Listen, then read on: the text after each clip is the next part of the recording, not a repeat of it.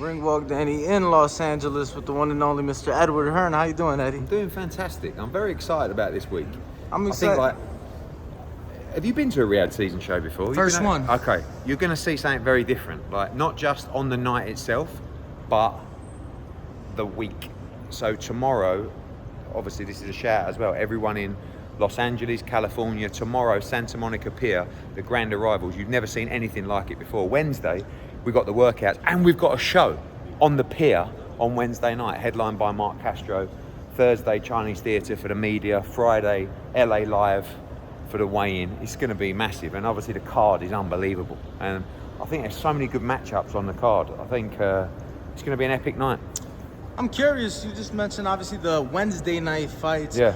What was the thought process instead of adding those to the Saturday card, which you easily could have done? Not really, because the boxing already starts at like 1:30.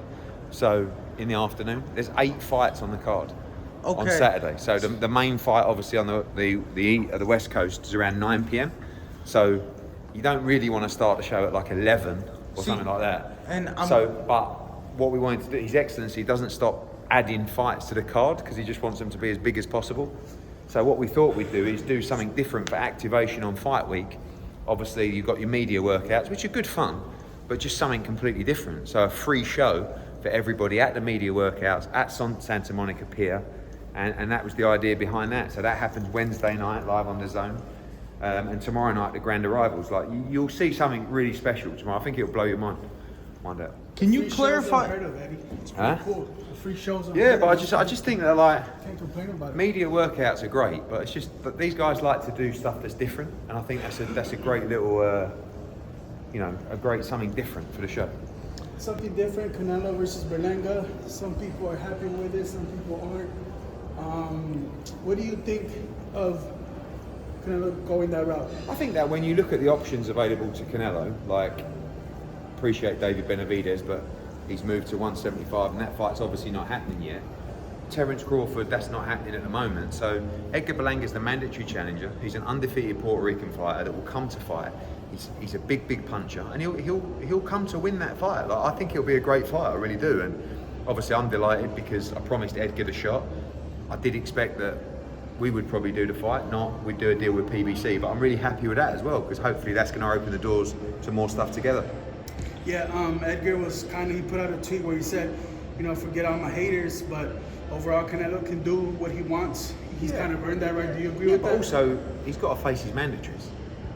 He had 2. William Skull was 1. I think, with all due respect to William Skull, like this was the fight to take, So I think Canelo at this stage in his career wants to fight people that come to fight, wants to fight people that walk forward and fight aggressively. And that's what Edgar will do. He's not going to take a backward step. He's going to come to fight. He's full of confidence.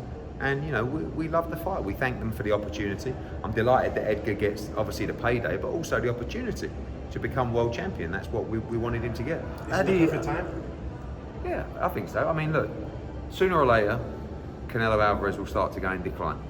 Didn't look like it against Munguia, but I don't see any difference really between levels between Munguia and Berlanga, honestly. But that's a fight that we wanted. And I think this will be a similar fight. Hopefully he can go one better.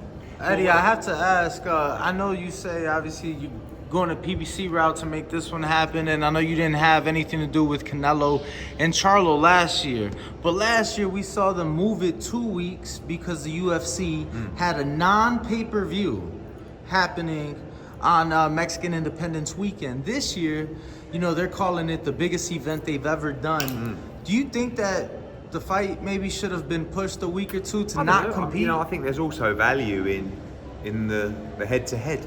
The noise. You guys are talking about it. The media are talking about it. Vegas is talking about it. It's happened before. Yeah. Look, I do think it's 2 different audiences. There is slight crossover. Absolutely. But I guess there's a little bit of politics and ego between MGM and MSG with a Sphere. I don't know. I mean, is the Mexican UFC card a big Mexican card, or is it just a big card? I don't know. There's the fascination of the Sphere. Like, it's not my show, so I don't know. Would I have done it?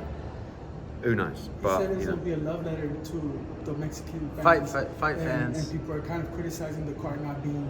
Who's that? Dana. Yeah. Look, the UFC do tremendous shows. So, but I feel like the hardcore Mexican, certainly obviously boxing fans, will be at the Canelo Alvarez fight. I think the Mexican fans would choose boxing over MMA too. I don't think MMA has. Yeah, I don't know enough about that, but obviously, look, Canelo is a huge name. Like, it doesn't get much bigger than Canelo Alvarez in combat sport. So they obviously fancy their chances. Yeah. What advantage points does Berlanga have in a Canelo fight? Young, fresh, undefeated, unscathed, unmarked, with big power. And it's not just a guy. Like, Berlanga has good amateur pedigree. He's undefeated. He's come through those 2 fights now that on the big stage headlining. It's a big jump up. It's like the Israel Madrimov fight. We're not like we like our chances in the fights, but we also understand we're up against generational greats. Like, you've got to roll the dice, and we got the lottery ticket, and we're going to do everything we can to try and win the fight. Back to that main event. Who do you think is the bigger puncher, Crawford or Madrimov? Madrimov at 154, unquestionable. Like, I mean, we're yet to see Terence at 154, but I do not believe he carries the same power as Madrimov. I'm sure he can punch, but sooner or later, when you move from 34 to 40 to 47 to 54, you go one step too far. Hopefully, that's Saturday night. I have to ask, obviously, you yourself, very busy this week, but good thing you have a staff. Anybody keeping an eye on, or maybe hands on deck in Paris to keep an eye out for any potential? I mean, GB have had a disastrous start. I mean, Delicious Ori lost today as well. Pat Brown, like everybody lost in the early stages. So you had Beatrice. Yeah, Beatrice won today. Which I haven't seen it, nor have I seen a highlight. But what I've seen on my timeline is suggesting that maybe, they pulled a funny one. Really? That's not what I heard. No, I heard she won a good fight and a great performance. But, I don't know if it was a scorecards, because I heard it was like a 5-0. Like. Oh, was it? Oh, yeah. No, I heard she won well, okay. but I don't know what the scorecards were. Beatrice is a phenomenal talent. She's a great fighter.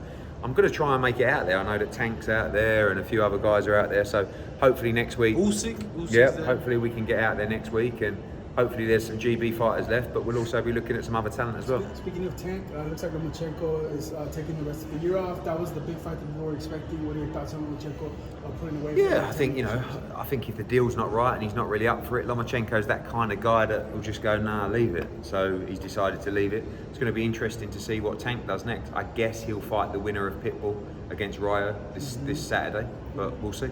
Is that what you see? Probably, yeah. Last one. Many years ago, you did a show here in LA at the Forum. I don't know if you remember, but you said you would never do a LA show on a Friday night again because, traffic, things like that. I'm just curious, Eddie. I feel like you've had a long way since bringing boxing to America. What's been your biggest takeaway, biggest lesson learned doing business here in the States? Just that every city, every state is very different. Obviously in the UK, what works in London works in Manchester, and what works in Manchester works in Liverpool. Obviously what works in Philly doesn't work in San Diego, and what works in San Diego doesn't work in Chicago. So it's just understanding different fan bases, and also understanding that you have so many great fight cities or sports cities across the country, that boxing's actually been starved there. If you look at San Francisco, when we took Haney Prograis there, it did 17,000. Just did 15,000 nearly for Boots against Avanesian, in Phoenix. So I think we need to start looking at these great sports cities and bring in boxing there, but also to make sure that we can build fighters in their hometown, because obviously that's when you're going to get the passion and the great support as well. Hey, last question. When it comes down to Jerome Blue Dennis, he's coming on Wednesday. Are you going to be putting your foot down like always to get that fight with Terence Crawford and Boots? Yeah, I think that if Crawford Canelo doesn't get made, then the Boots fight's got potential, but he's got to get past Madrimov. What up, YouTube family? Don't forget to hit that like button. Subscribe to the YouTube channel. Help us get to that 1 million subscribers. We're on the road to 1 million.